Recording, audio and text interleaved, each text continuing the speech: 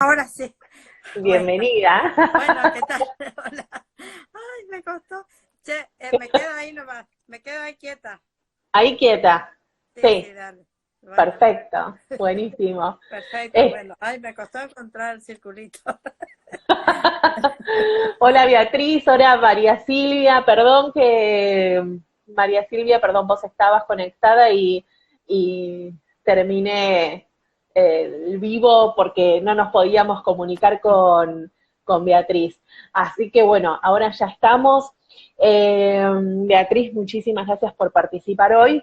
Voy a Bueno, hacer una pequeña introducción para la gente que está acá o para la gente que se está sumando, ajá, contarles un poquito sobre qué son estas conversaciones y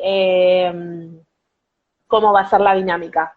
La idea de estas conversaciones surge de la actividad de Humanizando Etiquetas que venimos haciendo ya hace 4 años, este sería el quinto año, que la idea es desafiar prejuicios a través del diálogo. Como en este momento de cuarentena no lo podemos hacer presencial, hemos decidido hacerlo de esta forma.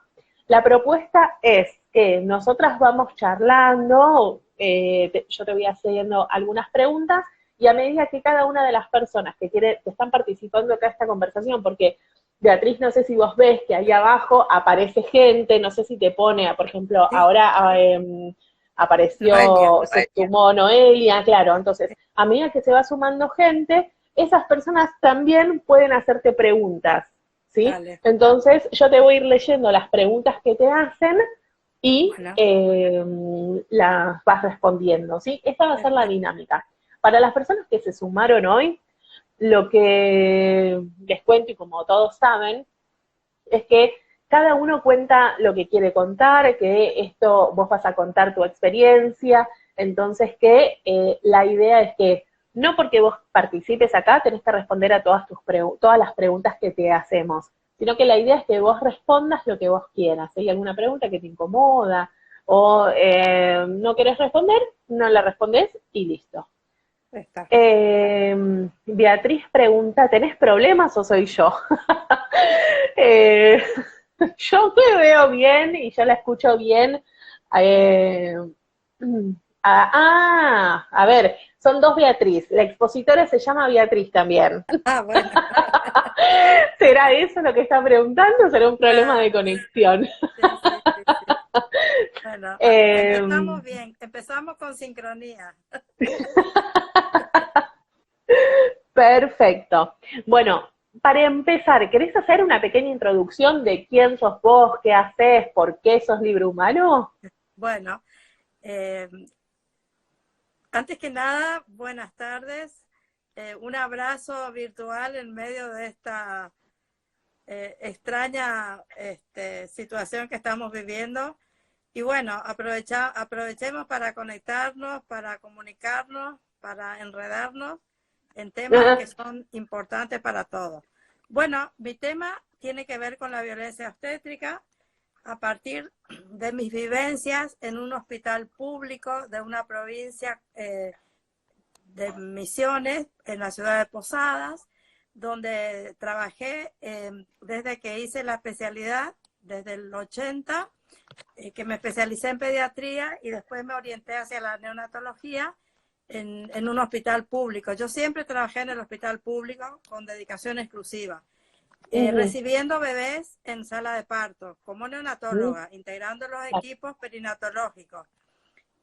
Bueno, así que soy parte de una historia muy fuerte relacionado con, primero que soy de la primera promoción de neonatóloga, digamos que con esa orientación, porque anteriormente los bebés nacían nada más que con el médico, con el obstetra o con la partera, y recién a partir del más o menos en el 85 más o menos comienza a las primeras especialidades neonatológicas donde se jerarquiza la función de recibir a un recién nacido y ya con los años era impensable que un recién nacido no fuera recibido por el obstetra que hacía el parto y, o la obstetra y el neonatólogo, la neonatóloga en sala de parto.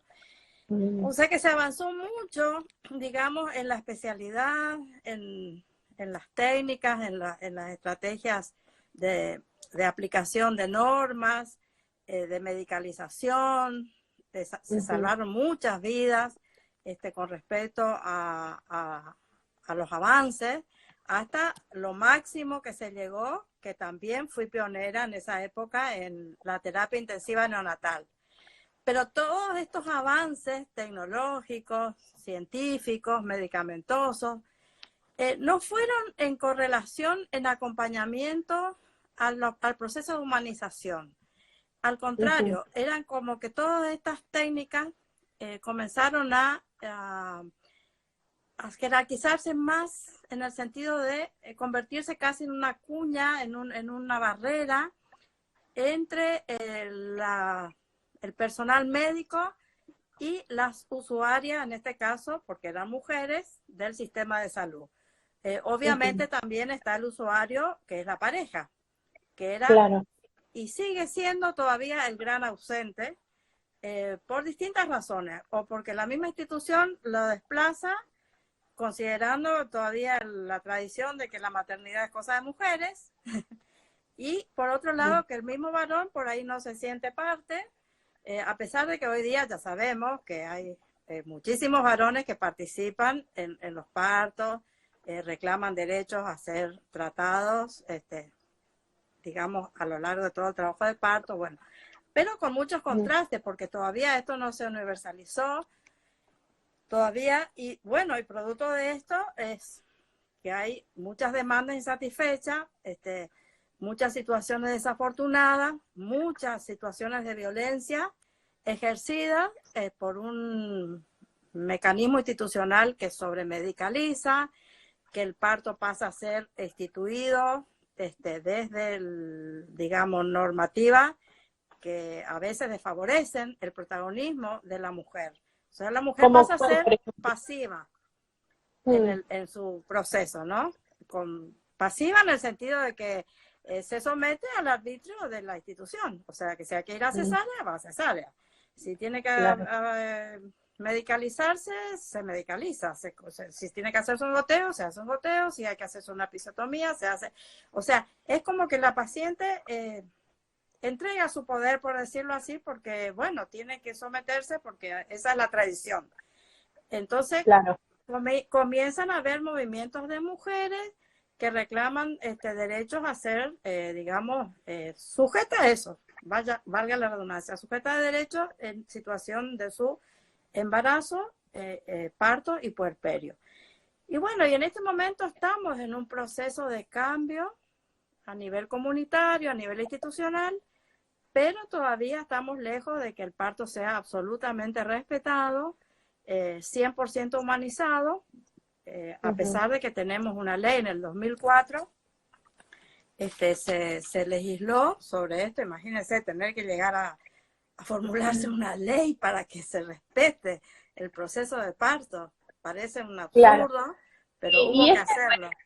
ese respeto, ¿qué incluye, digamos? A ver, baja un poco Bueno, más la cámara, así te vemos. bueno, Ahí.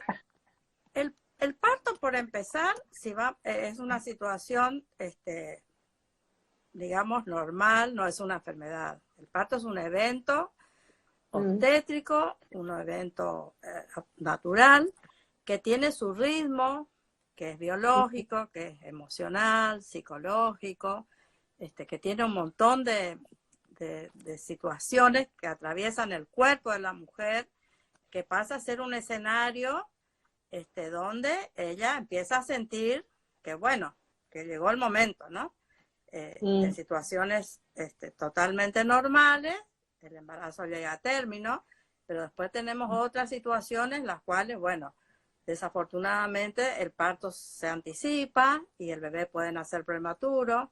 Esta Mm. prematurez puede ser desde extrema hasta distintos grados, ¿no? Que pueden requerir internación, a veces muy prolongada, en un promedio de 10 a 120 días en un servicio de neonatología, hasta Mm. completar, ¿no es cierto?, el proceso de maduración.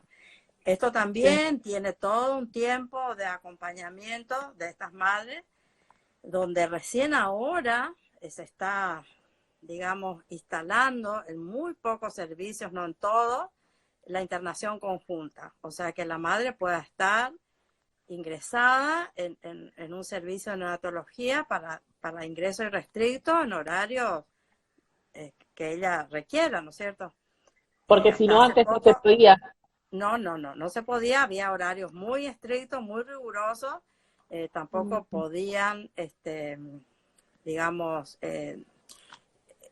acceder a una lactancia natural porque había que, bueno, un recién nacido por ahí prematuro o internado, por ahí no tiene posibilidad de succionar, pero hay que darle por la sonda, pero generalmente se le da leche de fórmula, a menos que haya un lactario. En este momento ya hay una fuerte presión desde los derechos del recién nacido internado, que tiene que tomar la leche de su mamá, para lo cual tiene que tener los permisos para que la mamá ingrese y egrese de la sala de internación en los tiempos que ella pueda y quiera, y en su defecto que haya un lactario con extracción de leche por bomba para tener almacenado y dárselo en el momento que lo requiera, ¿no?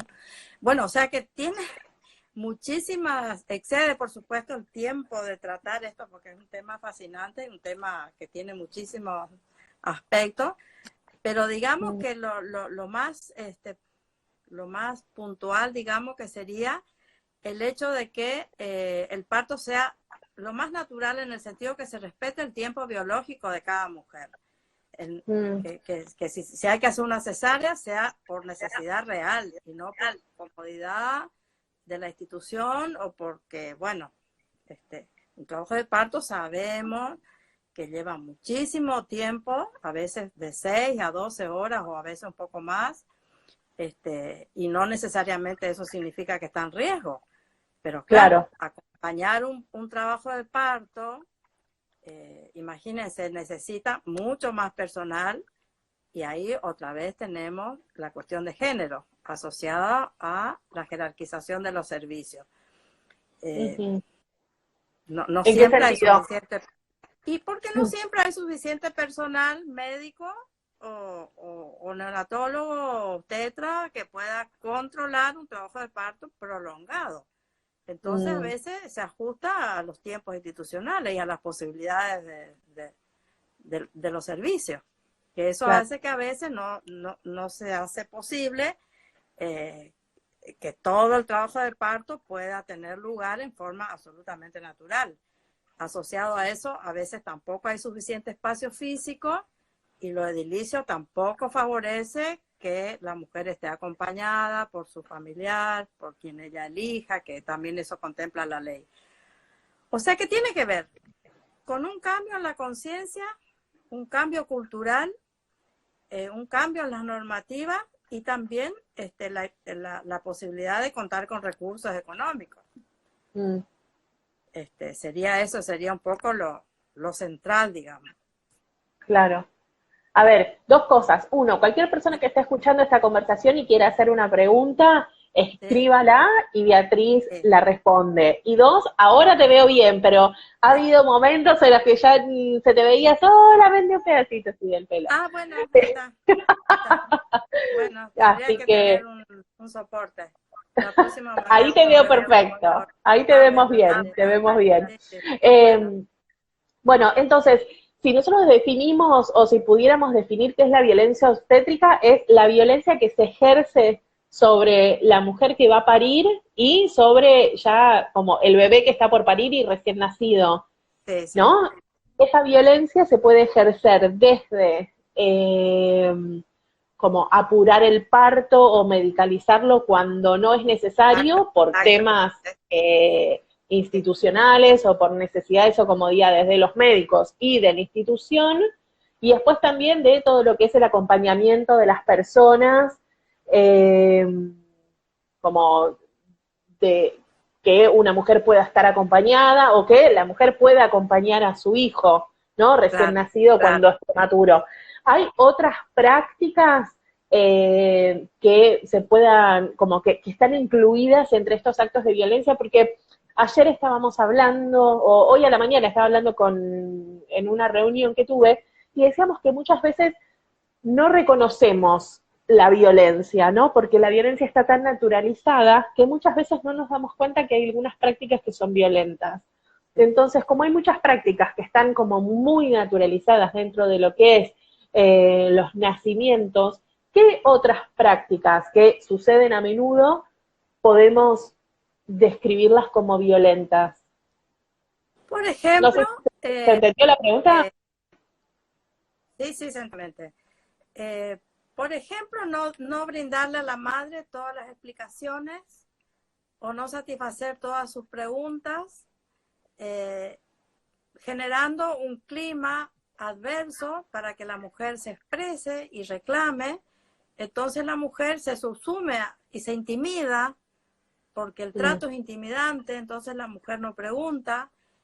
Generalmente pasa cuando las mujeres son entre mujeres más vulnerables, como pueden ser las mujeres de clases muy indigentes, ¿no es cierto?, que tienen poca escolarización, que no tienen, no conocen sus derechos, ¿no?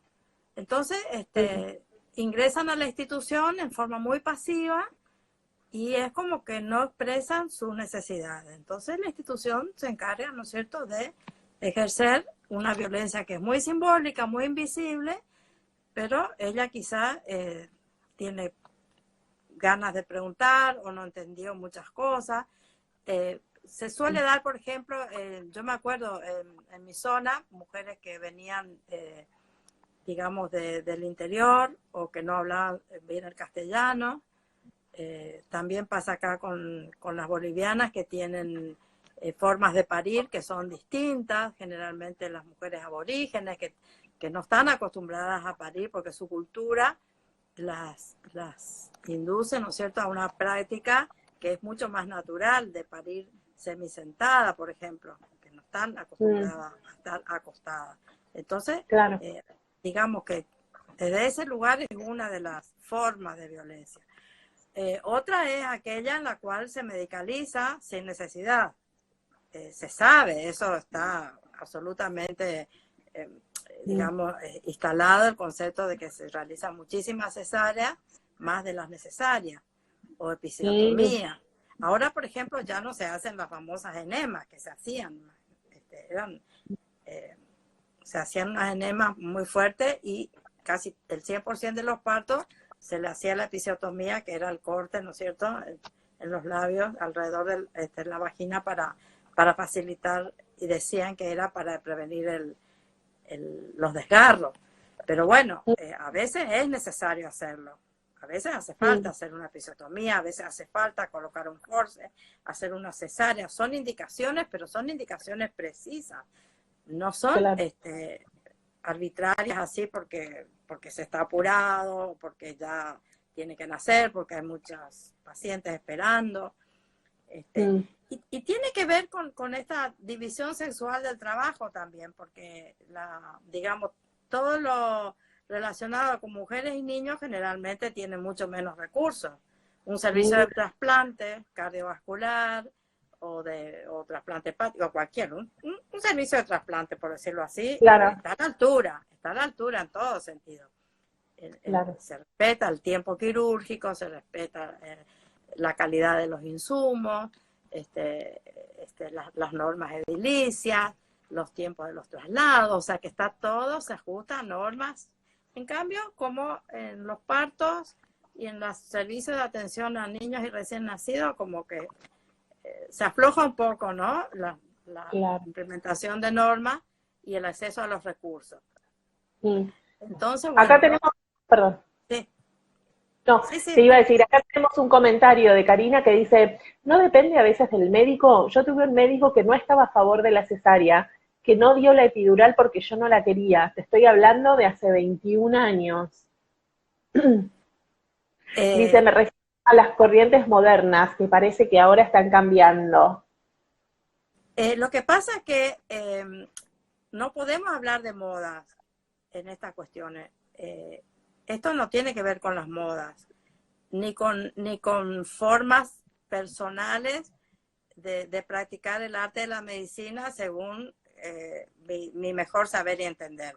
Esto tiene que ver con pautas científicamente comprobadas, con evidencia científica, donde está perfectamente establecido, ¿no es cierto?, el riesgo de un embarazo, en el caso que haya riesgo. Cuando Claro. el gran porcentaje de los embarazos no son de riesgo, ni de alto, ni de mediano, o sea, son embarazos absolutamente normales, trabajo de parto que transcurre en forma totalmente normal, y sin embargo se patologiza. Y eso es lo que prevé la ley, que no se patologice esto, que no necesite colocarle un suero para apurar, ¿no? Claro. No tiene que ver con moda, tiene que ver con derechos, ¿no? Exactamente, tiene que ver con derechos y tiene que ver con evidencia científica que avalen el concepto de las normas a las cuales hay que ajustarse y que no depende ni de la voluntad del profesional, ni de la moda, ni de, o sea, claro. Acá Karina dice, claro, pero te doy la razón porque me refiero a que hubo una época que todos iban a cesárea, claro. Sí. Ahora se está empezando a pensar más en los derechos de la madre y los derechos de los bebés, ¿no? Claro, ¿por qué? Porque la mujer comenzó a tomar partido y a reclamar sus derechos y a tener conciencia de que ella es la protagonista. Ella es la dueña de su cuerpo. Ella es la que toma, digamos, por ahí no la decisión absoluta, pero sí de compartir una decisión. Entonces, en ese sentido, tu cuerpo te dice, tu cuerpo te va llevando, y cuando la naturaleza es sabia. Entonces, el parto natural, el parto que se realiza, estas técnicas comenzaron, digamos, más o menos en los 80, donde se hablaba del parto sin dolor, se hacían los primeros cursos de preparación para el parto, y los que tuvimos la oportunidad de estar en esos cursos, veíamos que realmente las mujeres parían, digamos, no como esta cosa bíblica, ¿viste? Parirás con dolor, que ya venía ya instalado como un... Uy, se nos cortó. Hola. Bíblico. Hola. No sé qué pasó, se cortó lo mío. Me cortó el video, pero el audio sigue. Te escucho, te escucho. Y ahora te veo también.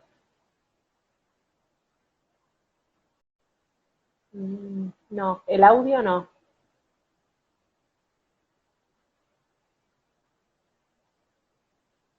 Habla, a ver. No te escucho. ¿No escuchás?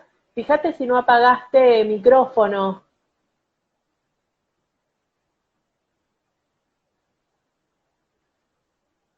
A ver, ¿te querés sumar de nuevo a la conversación?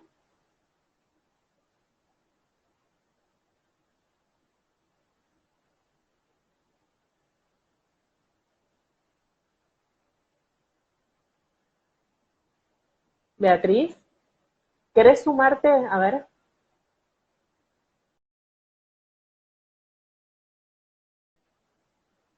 A ver, vamos a ver si te podemos volver a sumar.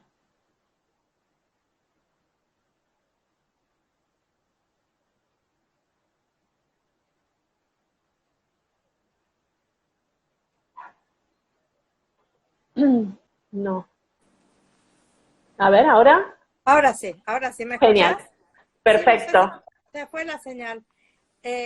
No, estaba diciendo que, digamos que más o menos en los 80 comienza la Argentina, y también en otros países, digamos, a trabajarse, digamos, la preparación para el parto. Y le ponían distintos nombres. Algunos se llamaban parto sin temor, otros parto sin dolor. O sea, comenzaban, pero eran iniciativas, digamos, de grupos de personas que lo hacían casi como un voluntariado social comunitario. No era una norma científica que regía a todo el personal sanitario que trabajara en las maternidades. O sea, eran así. Hasta que, bueno, cuando se instala la neonatología, que eso también digamos, la Escuela Argentina de Neonatología a partir de los 80, por ahí empieza fuertemente a incidir y a tener también presencia dentro de la sala de parto, porque hasta ese momento era, digamos, como la figura central era la obstetricia. Claro. La obstetra o la obstetra, como que el neonatólogo o la neonatóloga podía estar o no, hasta que comienza a trabajarse en equipo, digamos. Y después y también la conciencia de las mujeres y de las parejas en general, de la familia, de la comunidad.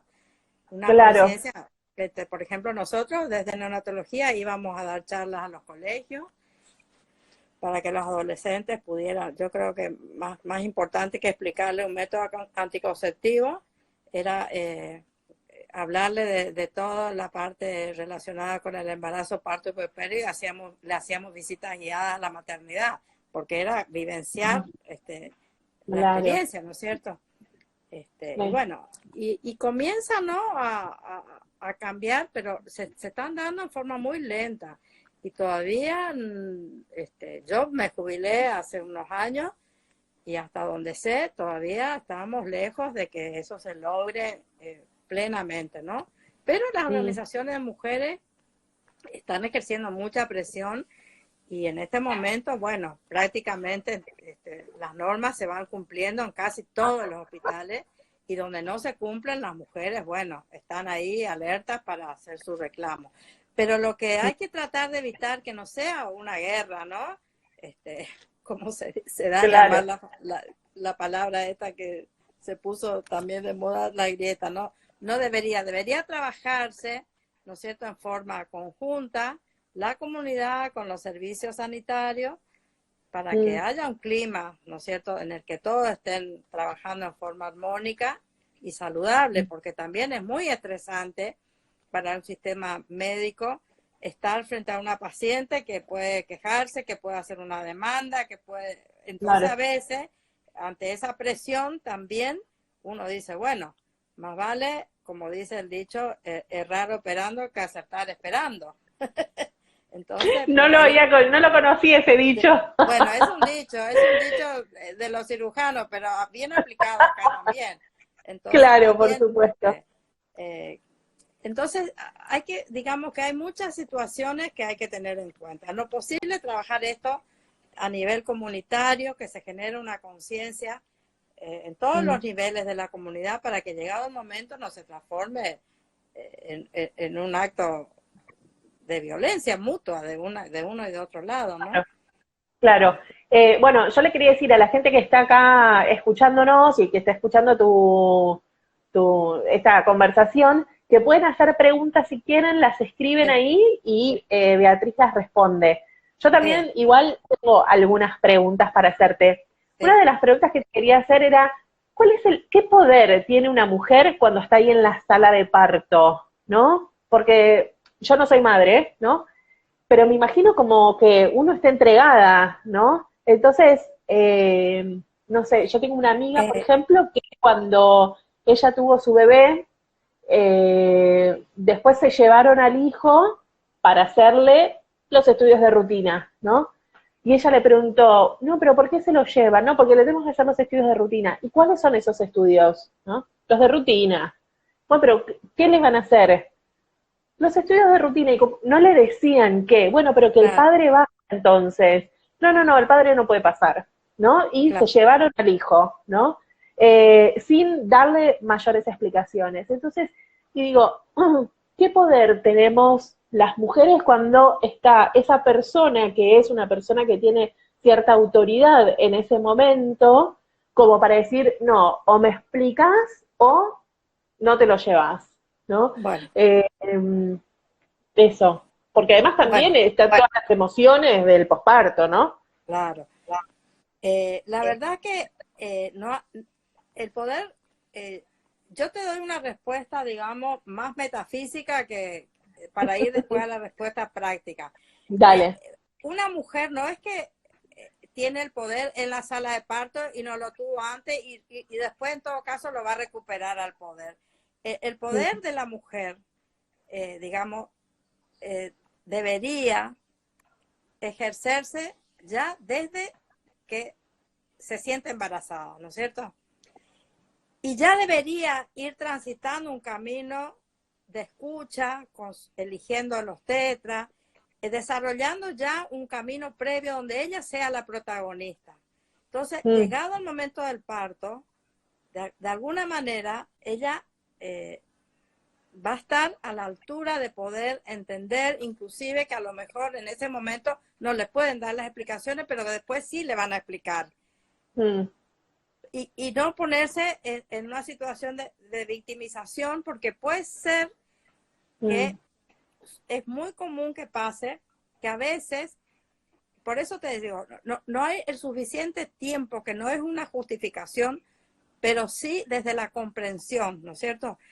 Si nosotros tuviéramos los servicios de obstetricia y neonatología con suficiente cantidad, también tiene que ver el clima de trabajo, porque el clima de violencia institucional también se ejerce sobre el personal sanitario.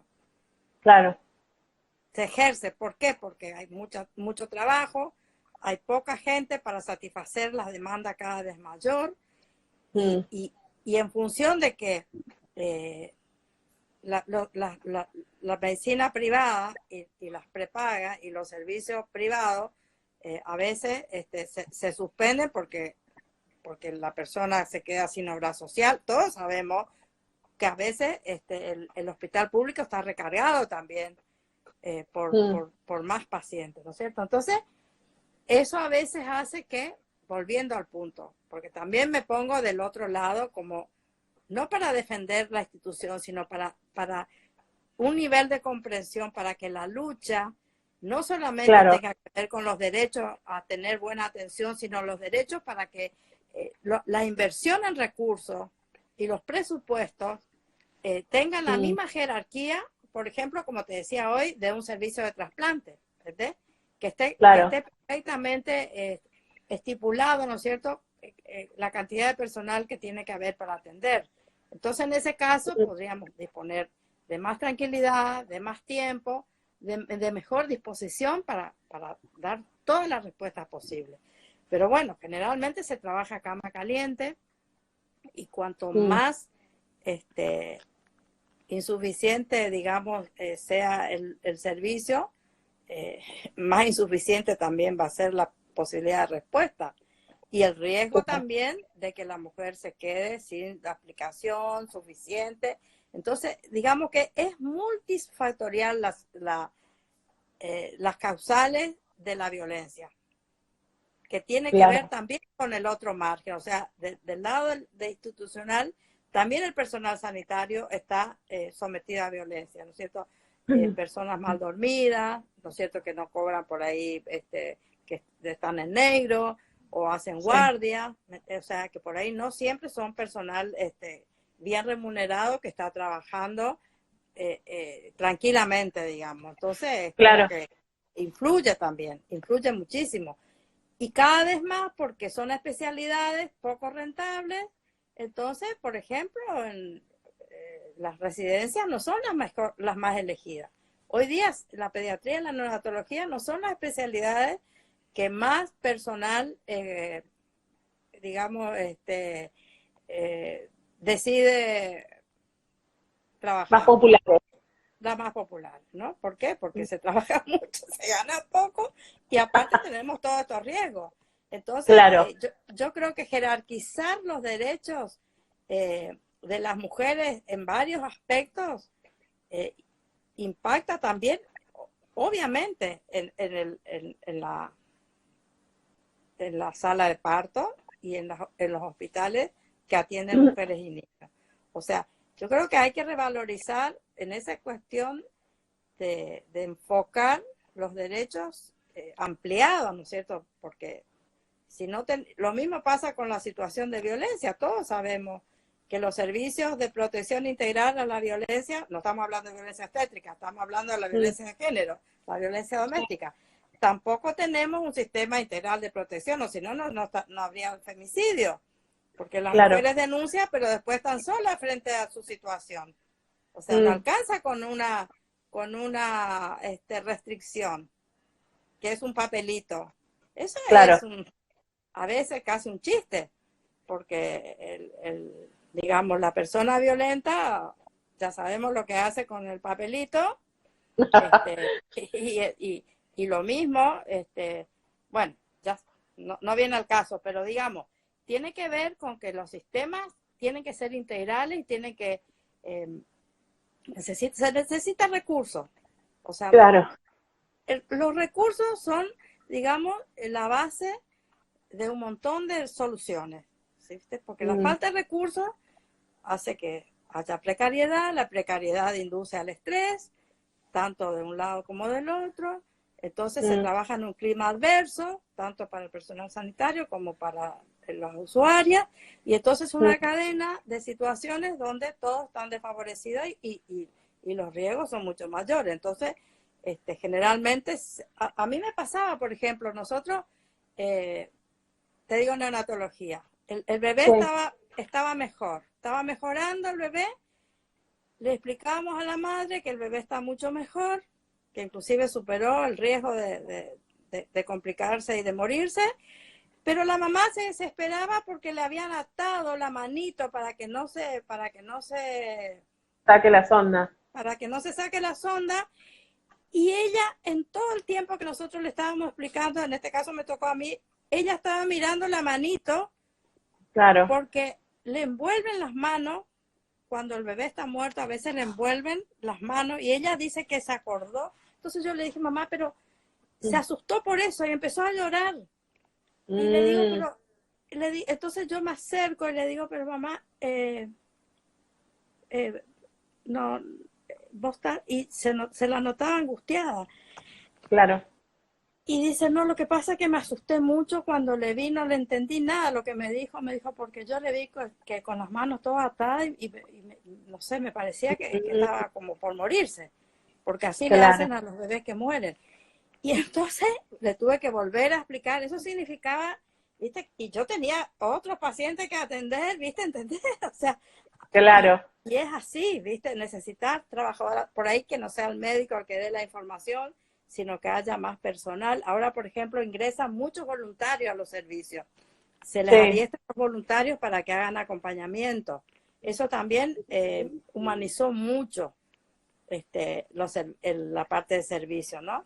Acercarle un vaso de agua, una fruta, un buen trato, o hacer de intermediario entre el personal. O sea, digamos, eso se está logrando. Hay muchos servicios que tienen personal voluntario que no solamente atienden la parte emocional, sino también los recursos.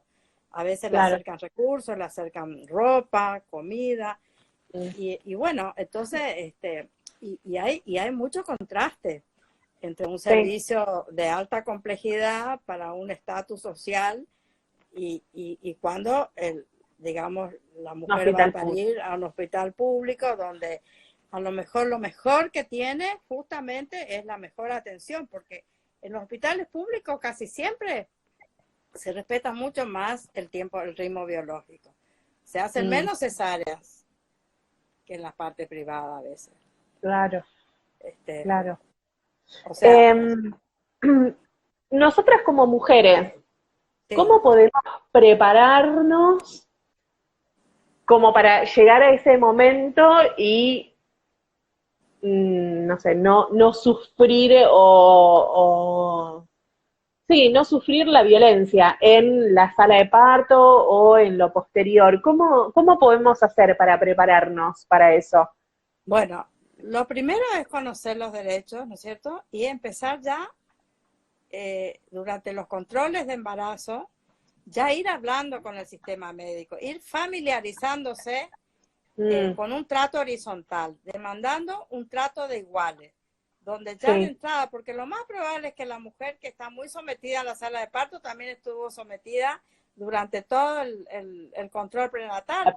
Entonces ya tiene una actitud de sumisión a la autoridad, tanto del médico o de la médica como de la institución en general. Entonces, bueno, conocer sus derechos y establecer una relación lo más amigable posible. En el caso de que sienta que sea una persona hostil o con la que no puede empatizar, que cambie y que manifieste su inconformidad con el trato que le da, con que ella quisiera, y le tiene, porque eso incluye la legislación, dentro de la ley, donde ella puede expresar, ¿no es cierto?, su situación de disconformidad ante determinada situación.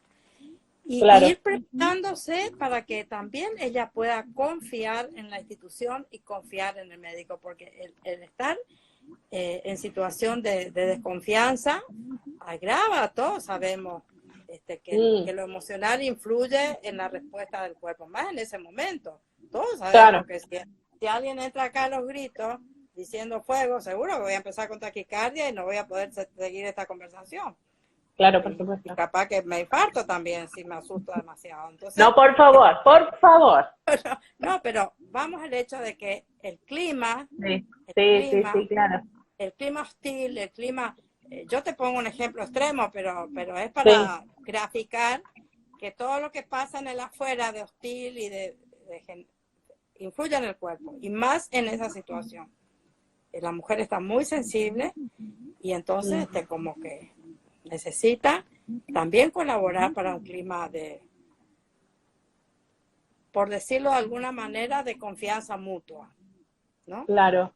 Porque ella tiene que confiar en su médico, en su médica, en la institución. Generalmente, hoy por hoy, prácticamente en todas las instituciones de maternidad se hacen cursos de preparación para el parto.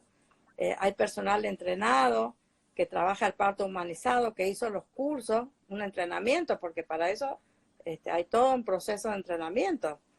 Claro. Cada tanto van rotando y se van preparando para eso. Y entonces, bueno, llegado el momento que ella pueda ir con toda confianza, pero pasa también que a veces la situación económica hace que muchas mujeres no se controlan lo suficiente, y a veces no les alcanza por ahí el tiempo para lograr una empatía a la altura, porque para eso tiene que ir varias veces, lograr, cierto, que siempre la atienda la misma persona. No siempre la persona que la atiende es la que le va a hacer el parto, porque todos sabemos que los partos se hacen con los médicos, el personal de guardia, pero sí puede conocer previamente. Inclusive algunos obstetras le llevan a conocer la sala de parto. Mira. Sí. Es más, si ella puede pedir conocer el lugar. Mira. Y le tienen que, por ahí el médico no, pero le dice, bueno, a una enfermera, andar, llevarle, mostrarle. No sabía que se hacían eso. Sí, claro, y es importante porque es como conocer el lugar donde ella va a ir a parir, ¿verdad? Claro. Que haga una pequeña recorrida. Entonces ella puede pedir que a veces el mismo hecho, yo me acuerdo una vez una paciente se asustó cuando vio la lámpara arriba. Claro. Hay una lámpara así, una cialítica llena de foco y se asustó, pensó que era el quirófano. No, le dijimos, es la sala de parto. Dice, lo que pasa es que cuando yo tuve mi hijo acá no estaba eso. Con mi hijo anterior. A veces hay cosas que las mujeres, por cosas tan así como una lámpara, le puede asustar. Claro. Entonces, bueno, es importante que pueda conocer, y como todos los aspectos de la vida, ¿no? Donde uno tiene más conciencia, uno se desempeña mejor también y se alivia, porque uno también creo que la palabra clave acá es sentirse protagonista de su parte. Claro, poder tomar las decisiones. Poder tomar las decisiones. Y bueno, eso sería lo más importante. Y llegado el momento, bueno, y también saber que puede haber complicaciones, A veces no se habla de eso porque dice, ¿para qué la vamos a asustar? ¿Para qué se va a predisponer? Pero es importante que sepa que puede haber complicaciones en el parto, que puede haber complicaciones con el bebé, y que ella, bueno, y lo que pasa es que la actitud adulta es no tapar y no saber. Hay gente adulta que no se quiere hacer un papá Nicolau porque tiene miedo del resultado. Eso sabemos. Claro. Y bueno, también tiene que ver con eso. El empoderamiento también tiene que ver con que uno tiene que afrontar las posibilidades, conocer las posibilidades de lo que puede pasar. Como dicen, prepararse para lo mejor, esperar lo mejor, pero también prepararse para alguna situación desafortunada. Claro. No sabemos hasta que, en general, no sé si esto responde la pregunta bien. Quedan 9 minutos, así que las personas que están acá, si quieren hacer alguna pregunta, la pueden hacer, porque Instagram nos corta la transmisión, ¿eh? No es porque yo arbitrariamente digo hasta las 7, no, ya nos sucedió que de repente se finaliza. Ah, bueno. Yo lo que te quería decir era, como te dije, yo no soy madre, pero sí pasé muchas situaciones de violencia con ginecólogas, ¿no? Y fueron como realmente, a mí me marcaron mucho, ¿no? Esas situaciones, con temas de anticoncepción principalmente, con temas de sobrepeso, ¿no? Y bueno, y entonces por eso empezamos a hacer un grupo de ginecología y derechos, ¿no? Pero bueno, vos vas a una ginecóloga y a mí lo que me sucedía es que yo, como usuaria del servicio de salud, yo destino cierto grado de como autoridad a esa persona que hizo todos esos años de medicina y supuestamente sabe un montón, ¿no? Sabe más que yo, entonces por eso voy y le consulto, ¿no? Pero cuando esa persona dice cosas, como dice cosas que van en contra de mis derechos o cosas que no son reales, en realidad. Yo después fui y consulté. Entiendo perfectamente. Pero, mira, tengo anecdotario, tengo guiones para ni me diga, porque a partir de que yo empecé a trabajar las cuestiones de género, y es como decir, te pones la lente de género, empezás a ver lo que antes parecía normal. Parecía normal. Claro. La forma de abordar. Eso de la discriminación, por ejemplo, por lo que fuera. Te pasa. Sí, te entiendo perfectamente. Y entonces... Y bueno, no, y entonces, esto digo, fui en los últimos, creo que fue hace 2 años más o menos, que fui una vez, me trataron muy mal y no volví. Fui a otra, me trataron muy mal también de nuevo. En una casi me fui llorando, ¿no? Porque, o sea, yo estaba pidiendo anticoncepción y me dijeron como, lo único que podés hacer es la abstinencia. Más o menos, como que para vos no hay ningún método anticonceptivo. Y bueno, no, o sea, no.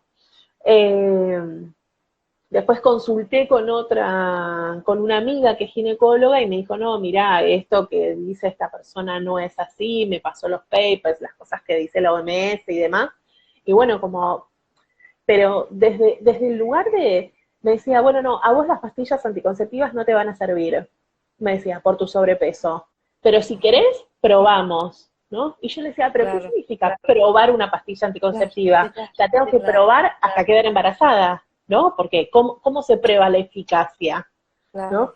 Entonces, esto que vos decís de sentirse cómodo con el profesional me parece que es como fundamental. Eso es fundamental. ¿No? Aparte, hay algo que subyace y que atraviesa toda la historia,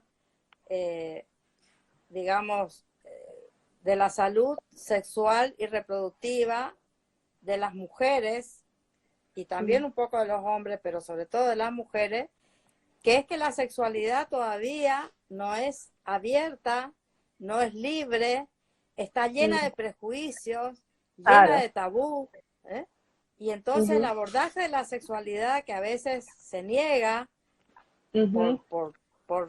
por propias obstrucciones propias o restricciones propias o exacerbaciones propias, se traslada a la relación con el otro y entonces se elude todo lo que es emoción, todo lo que es afecto, todo lo que es respeto y se centra en esto de la de la medicalización, ¿no?